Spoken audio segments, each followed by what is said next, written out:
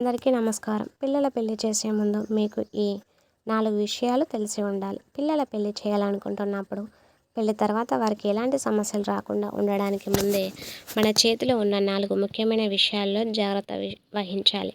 మొట్టమొదటి జాగ్రత్త, మేనరికపు వివాహాలను చేయకపోవడమే చాలా మంచిది. మేము కూడా ఒక 10 సంవత్సరాల క్రితం ఈ విషయాన్ని అంగీకరించలేదు. ఎందుకంటే మేనరికపు వివాహాలు చేసుకున్న ఎంతోమందికి పిల్లలు బాగానే ఉన్నారు కదా, అసలు మిగతా జంతువులకు వర్తించని మేనరికం మనుషులకు ఎలా వర్తిస్తుందని అనుకునేవాళ్ళం. కానీ ఇలా చేసుకున్న వారి పిల్లలు చాలామంది బాగానే ఉన్నారు. కానీ కొంతమందికి పుట్టిన పిల్లలు అంగవైకల్యంతో పుట్టారు. అలాగే కొంతమంది పిల్లలు పెరుగుతున్న క్రమంలో వారిలో ఎన్నో అనేక రకాల అనారోగ్య సమస్యలు బయటపడుతున్నాయి. మేనరికపు వివాహం కాకపోయినా కొంతమంది పిల్లలు లోపాలతో పుట్టే అవకాశం ఉంది. కానీ మేనరికపు వివాహాల్లో ఇలాంటి అవకాశం కొంచెం ఎక్కువగా ఉంది అని తెలిసినప్పుడు మనం కొంచెం జాగ్రత్తగా ఉండాలి. పిల్లలు ఒకవేళ అంగవైకల్యంతో పుడితే ఆ బాధను కన్న తల్లిదండ్రులు జీవితాంతం భరించాల్సి వస్తుంది. మా అభిప్రాయం ప్రకారం ఒకదానితో సమస్య వచ్చే అవకాశం ఉందని తెలిసినప్పుడు ఎందుకు మనం జీవితాన్ని రిస్క్ తీసుకోవాలి? రెండవ జాగ్రత్త ఏమిటంటే 25 సంవత్సరాల వరకు పిల్లలకు పెళ్లి చేయకపోవడమే చాలా మంచిది. ఎందుకంటే వారి స్టడీస్ కంప్లీట్ చేసే తర్వాత వారు ఆర్థికంగా ఎవరి మీద ఆధారపడకుండా ఉండడానికి ప్రస్తుతం కావాల్సిన కనీస వయసు ఇది. చిన్నతనంలో మీరు వారి పెళ్లి చేయకూడదు. వారు చేసుకుంటామన్నా కూడా మీరు చేయకూడదు. పెళ్లి తర్వాత వారు చదువుకోవాలనుకున్నా లేదా ఏదైనా సాధించాలనుకున్నా కూడా చాలా కష్టమవుతుంది. చిన్నతనంలోనే మీరు వారి పెళ్లి చేస్తే ఆ బాధను వారు చనిపోయేదాకా మర్చిపోలేరు. ఇంకా కావాల్సి వస్తే 1-2 సంవత్సరాలు ఎక్కువైనా ప్రస్తుతం ఏమీ ఇబ్బంది లేదు. మొదటి వారు ఎవరి మీద ఆధారపడకుండా బ్రతికే శక్తి వారికి ఉండాలి. ఈ విషయంలో తల్లిదండ్రులు 1-2 సార్లు ఆలోచించి మీ పిల్లల అభిప్రాయాన్ని కనుక్కొని నిర్ణయం తీసుకోండి. ఇక మూడవ జాగ్రత్త ఏమిటంటే పిల్లల ప్రేమ వివాహాల విషయాలు. వారు ఎవరినైనా ఇష్టపడి పెళ్లి చేసుకుంటా అని చెబితే మీరు కూడా ఒకసారి ఆలోచించండి. ఒకవేళ మీకు ఆ సంబంధం ఇష్టం లేదా, ఆ మనిషి మీకు నచ్చనట్లయితే మీ పిల్లలకు ఆ పెళ్లి వల్ల కలిగే కష్ట నష్టాలు మరియు భవిష్యత్తులో వచ్చే ఇబ్బందుల గురించి క్లియర్గా ప్రాక్టికల్గా తెలియజెప్పే ప్రయత్నాన్ని మీరు చేయండి. అయినా కూడా వారు వినకపోతే కొంత టైం ఇవ్వండి. చివరికి మీరు ఏం చెప్పినా వారు విననట్లయితే అనవసరంగా వారి జీవితంలో మీరు విలన్గా మారకండి. వారి నిర్ణయానికి వారి బాధ్యత వహించాలని గుర్తు చేయండి. ఒకవేళ మీరు బలవంతంగా వారి పెళ్లి మీకు నచ్చిన వారితో చేస్తే ఎలాంటి చిన్న ఇబ్బందినైనా వారు ఓర్చుకోలేరు.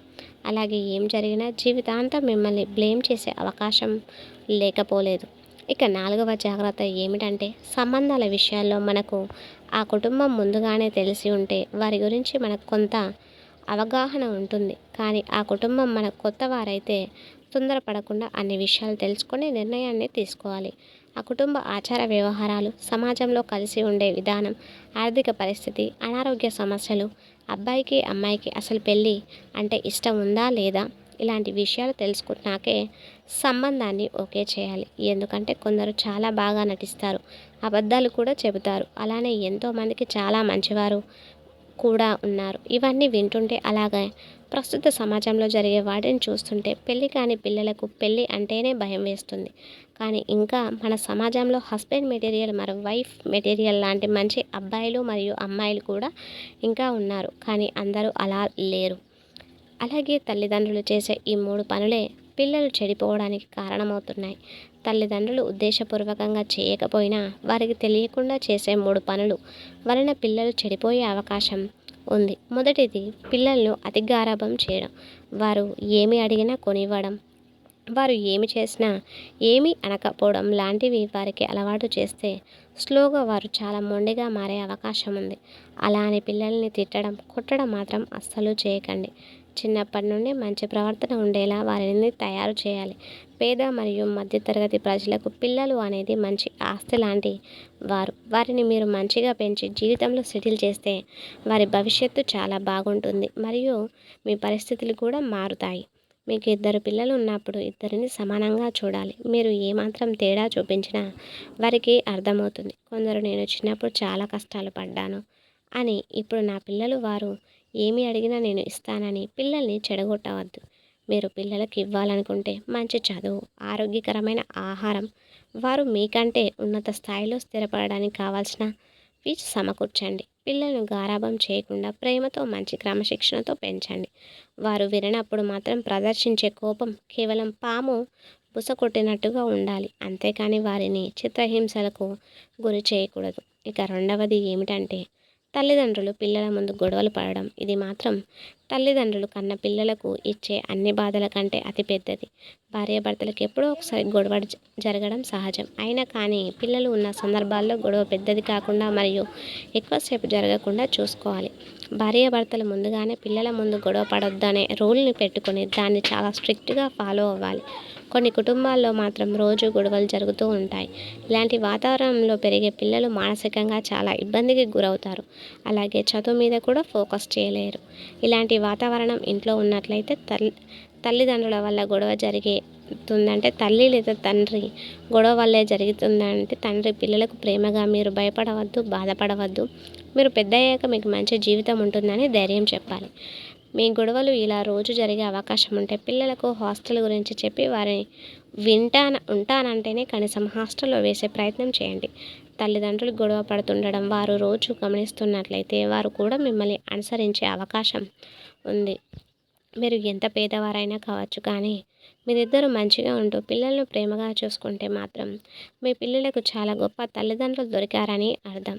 ఇక మూడవ కారణం ఏమిటంటే పిల్లలకు చిన్నప్పటి నుండే తల్లిదండ్రులు జ్ఞానబోధ చేయకపోవడం. పిల్లలను అసలు పట్టించుకోకుండా ఉండకూడదు. వారే తెలుసుకుంటారు, నేర్చుకుంటారని వదిలేయవద్దు. పిల్లలకు చిన్నప్పటి నుండి 21 సంవత్సరాల వయసు వరకు తల్లిదండ్రుల గైడెన్స్ చాలా అవసరం. పిల్లలకు చిన్నప్పటి నుండే డబ్బు యొక్క విలువ, పొదుపు యొక్క విలువ, ఎందుకు అబద్ధాలు చెప్పకూడదు, ఎందుకు మోసాలు చేయకూడదు, ఎందుకు చెడు అలవాట్లు మంచివి కావు, ఎందుకు మంచి ప్రవర్తనతో ఉండాలి అనే విషయాలను సమయం దొరికినప్పుడల్లా మీ పిల్లలకు మీరు చెప్పాలి. మీరు ఈ మధ్యలో చూస్తే ఎంతోమంది పిల్లలు చిన్న వయసులోనే సక్సెస్ అవుతున్నారు. అది వారి గొప్పతనం కంటే వారి వెనుకున్న వారి తల్లిదండ్రుల గొప్పతనం అనే చెప్పుకోవచ్చు. మరీ ముఖ్యంగా తండ్రి పాత్ర చాలా పెద్దదిగా ఉంటుంది కుటుంబంలో. పిల్లల చదువులో మీరు అనుకున్నంత రాకపోయినా లేదా మీరు అనుకుంటున్నవి సాధించలేకపోయినా పిల్లల్ని ఎప్పుడు కూడా నిందించకండి. ప్రస్తుత సమాజంలో ఎన్నో రకాల పనులు ఉన్నాయి. కొన్నింటికి చదువు కూడా అవసరం లేదు. కానీ కష్టపడే తత్వం మరియు మంచి ప్రవర్తన మాత్రం అన్ని పనులకు చాలా అవసరం. ఇవి మనం చిన్నప్పటి నుండే మన పిల్లలకు నేర్పించాలి. ఎందుకంటే పెద్దయ్యాక వారు మారడం కొంచెం కష్టమవుతుంది. పెళ్ళి అనేది ఒక వేడుక కాదు, అది ఇద్దరి జీవితాలే కాదు, 2 కుటుంబాల మధ్య జీవన బంధం. దానిని ప్రేమగా, జాగ్రత్తగా, బాధ్యతతో ముందుకు తీసుకువెళ్ళాలి. ఈ వీడియో కనుక మీకు నచ్చినట్లయితే ప్లీజ్ లైక్ చేసి మీ ఫ్రెండ్స్ అండ్ ఫ్యామిలీ మెంబర్స్కి అలాగే షేర్ చేయండి. అలాగే మా కొత్త వీడియోస్ మీకు వెంటనే చేరాలంటే మా ఛానల్ని సబ్స్క్రైబ్ చేసుకొని పక్కనే ఉన్నటువంటి బెల్ ఐకాన్ని ప్రెస్ చేయండి. లైక్ చేసి కామెంట్ బాక్స్లో జై శ్రీరామ్ అని కామెంట్ చేయండి. అలాగే ఇంతవరకు ఈ వీడియో చూసిన ప్రతి ఒక్కరికి కూడా ధన్యవాదములు.